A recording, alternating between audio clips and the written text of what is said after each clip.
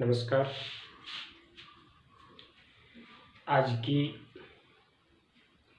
हिंदी की क्लास में अपन पढ़ेंगे एक ऐसे कवि को जो अपने क्षेत्र में जाने माने पहचाने हैं और वे अपनी विधा के लिए पूरे साहित्य में जाने जाते हैं। आज जब कोई मुशायरा होता है, जब कोई गजल वाचन होता है, तो उस कवि सम्राट का नाम आगे होता है और वो कवि हैं कवि दुष्यंत कुमार।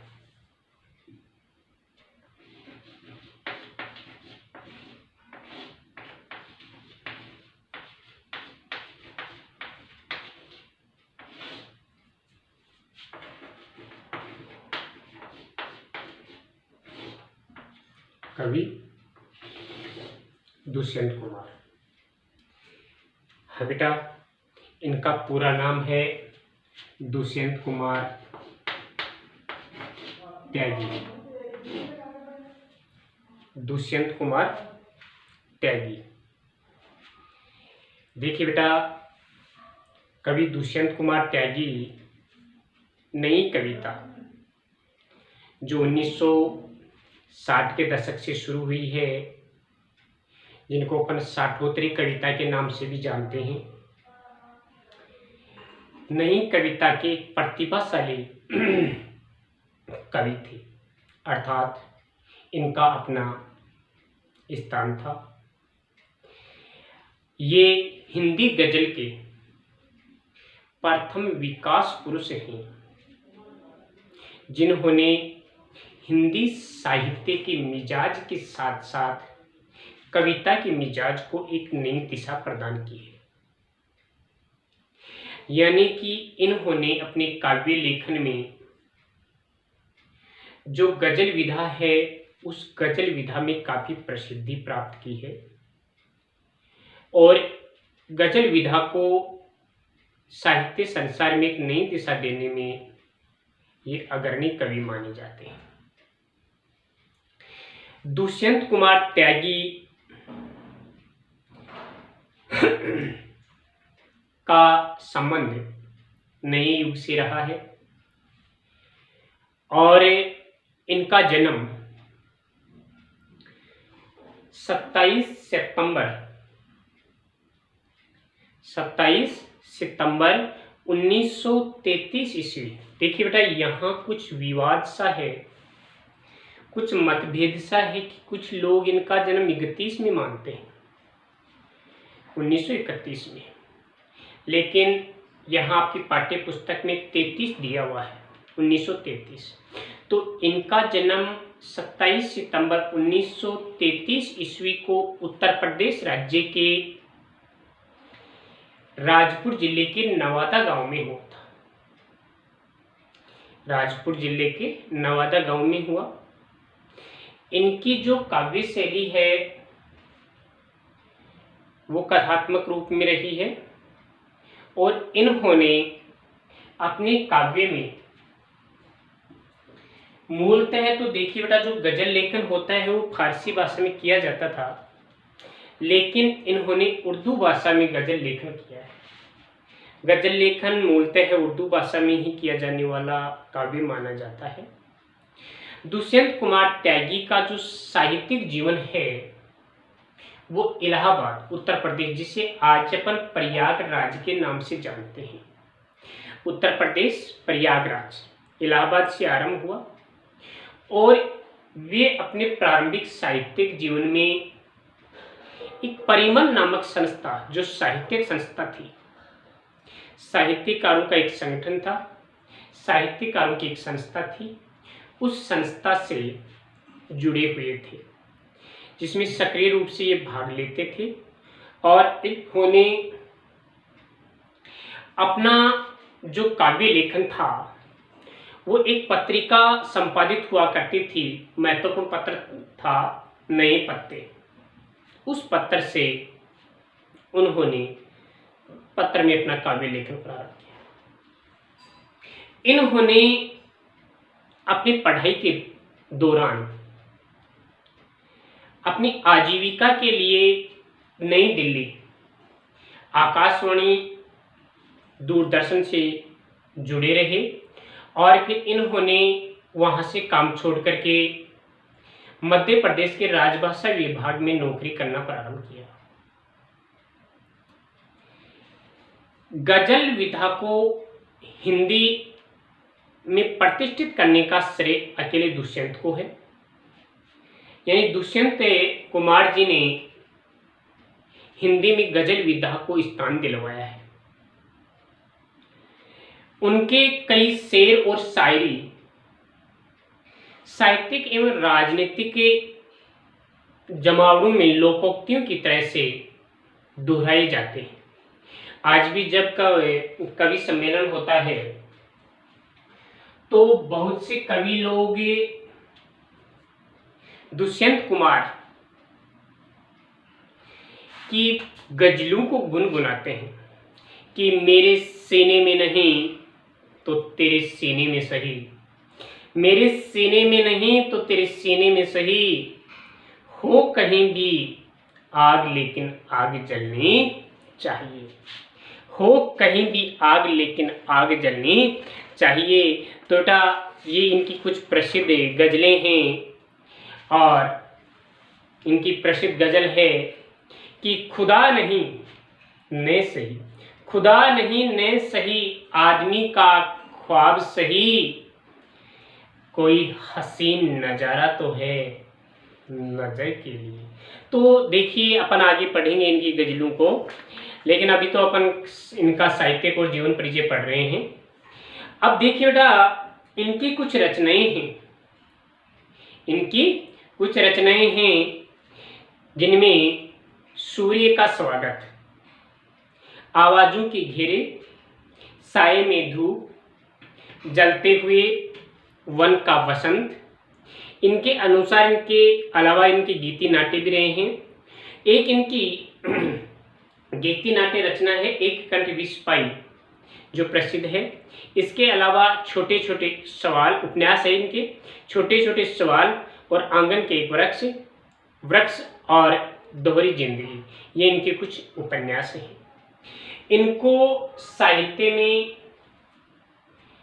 पुरस्कार प्राप्त हुए हैं। इनको साहित्य अकादमी पुरस्कार भी इनकी रचना थी बेटा साए में धूप, जिसका प्रकाशन 1975 ईस्वी में हुआ था। तो उस रचना के लिए इनको साहित्य अकादमी पुरस्कार भी प्राप्त हुआ था। और मात्र 44 वर्ष की आयु में, 44 वर्ष की अल्प आयु में ही 1975 दिसंबर 1975 को इनका देहावसान हो गया। इन्होंने इनकी जो मृत्यु हो गई। तो देखिए बेटा अपन पढ़ रहे हैं कवि दुष्यंत कुमार त्यागी। तो लिखिए ये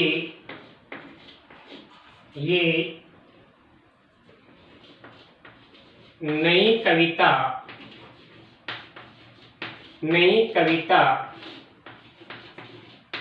युग के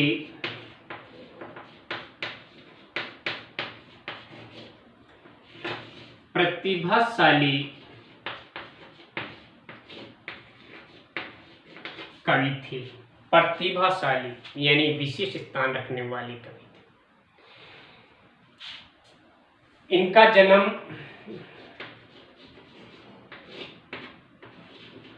27 सितंबर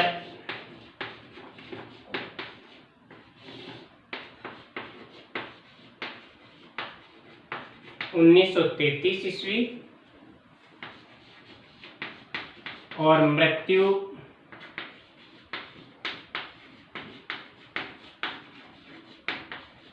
30 दिसंबर 1975 ईस्वी। 30 दिसंबर 1975 ईस्वी को इनका निधन हुआ था, जिस समय इनकी प्रसिद्ध रचना थी एक कंठ साए में धूप, उसका भी प्रकाशन वर्ष उसी समय था। अब अपन देखें इनकी काव्य भाषा उर्दू थी। उपनाम था गजल सम्राट।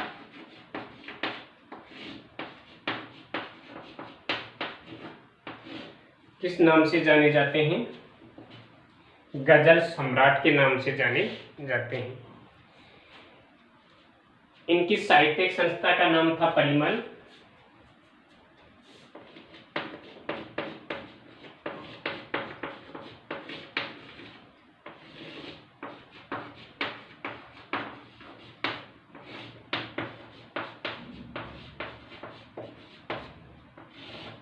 साहित्यिक संस्था कौन सी थी? परिमल। और इन्होंने नए पत्ते नामक साहित्यिक पत्र में अपना लेखन कार्य किया था। साहित्यिक पत्र था, साहित्यिक पत्र या पत्रिका।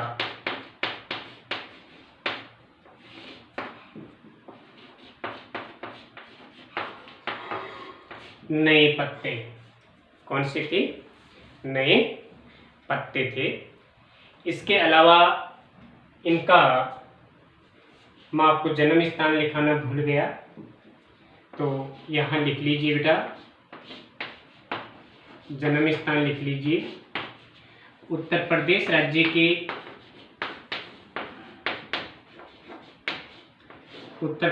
राज्य के राजपुर जिले के नवादा गांव में, राजपुर जिले के नवादा गांव। कौन से गांव से जुड़े हुए थे? नवादा से जुड़े हुए थे। आगे देखें अपन प्रारंभिक शिक्षा।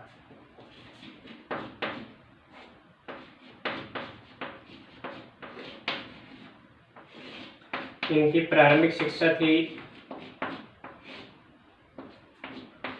इलाहाबाद।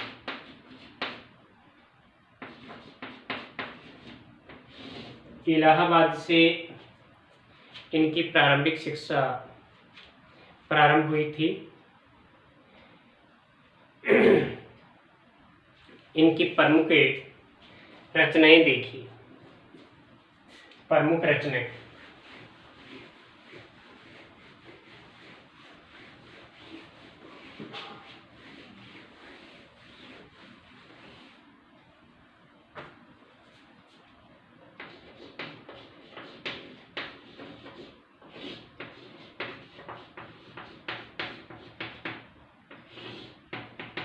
प्रमुख रचनाओं में देखो,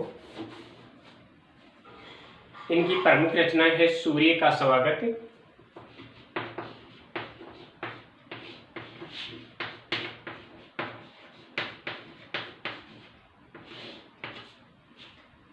रचना है सूर्य का स्वागत, आवाजों के घेरे,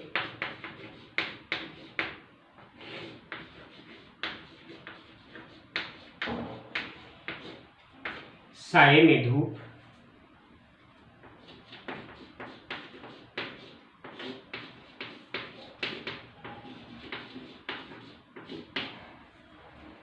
साये में धूप, जलते हुए वन का वसंत,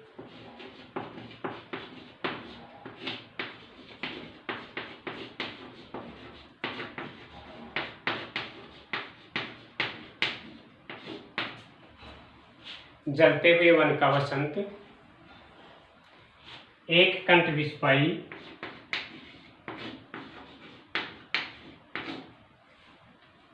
एक कंठ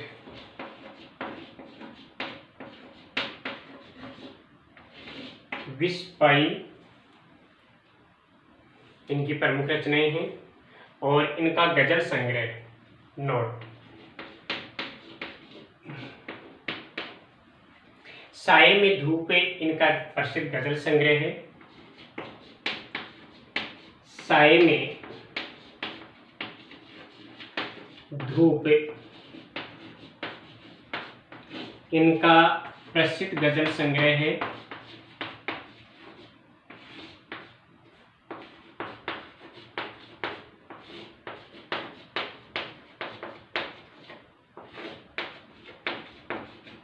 जिसमें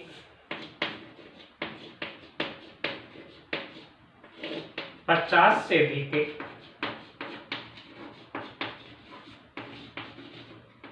गजलों का संग्रह है।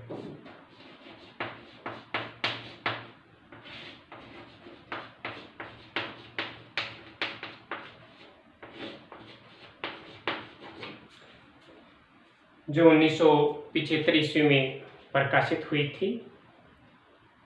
हाँ, अब कुछ विशेष तथ्य देखिए। विशेष तथ्य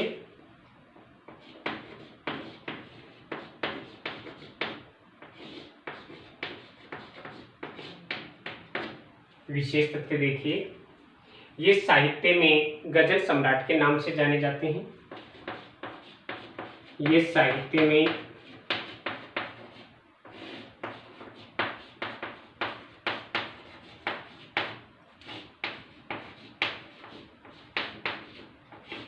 गजल सम्राट के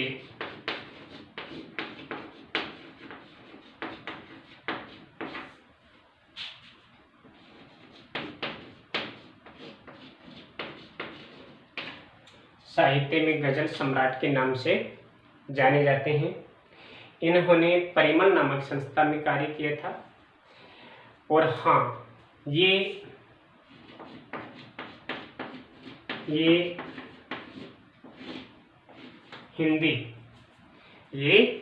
हिंदी गजल के प्रथम विकास पुरुष हैं। हिंदी गजल के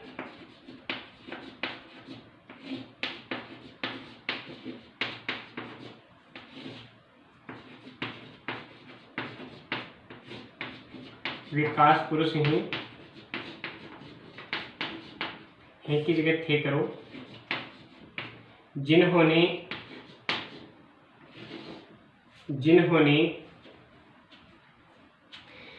हिंदी साहित्य के मिजाज को कविता साहित्य के मिजाज के साथ बदल दिया। जिन्होंने हिंदी साहित्य के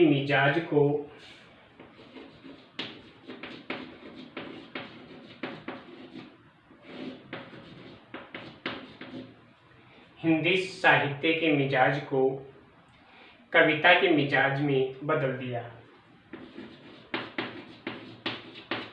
कविता के मिजाज में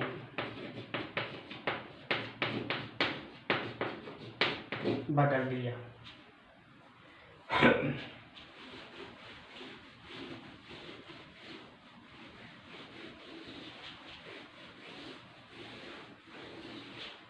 ये प्रसिद्ध रूप से अपनी ख्याति के रूप में जाने जाते हैं। और ये यूँ कहें कि गजल में ही इनका महत्वपूर्ण स्थान रहा है। और दुष्यंत कुमार की प्रसिद्ध गजल है, हो गई है पीर पर्वत सी पिघलनी चाहिए। दुष्यंत कुमार का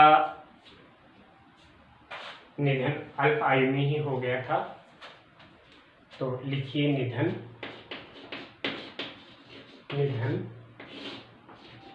44 वर्ष की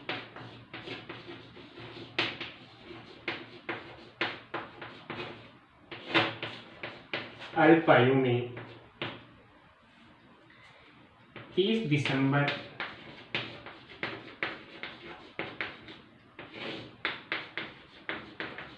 1975 ईस्वी में। तो बेटा ये थे गजलकार, कवि, साहित्य सम्राट दुष्यंत कुमार त्यागी, जिनको आज भी जब भी कोई कवि सम्मेलन होता है कोई गज़ल गाई जाती है तो इनका नाम लिया जाता है। इनकी प्रसिद्ध जो गज़लें हैं वो गुनगुनाई जाती हैं। तो आप इस क्लास को कम से कम 2 बार पढ़ेंगे और जो आपको यहाँ लिखवाया गया है उसको आप होमवर्क की नोटबुक में लिखेंगे। धन्यवाद।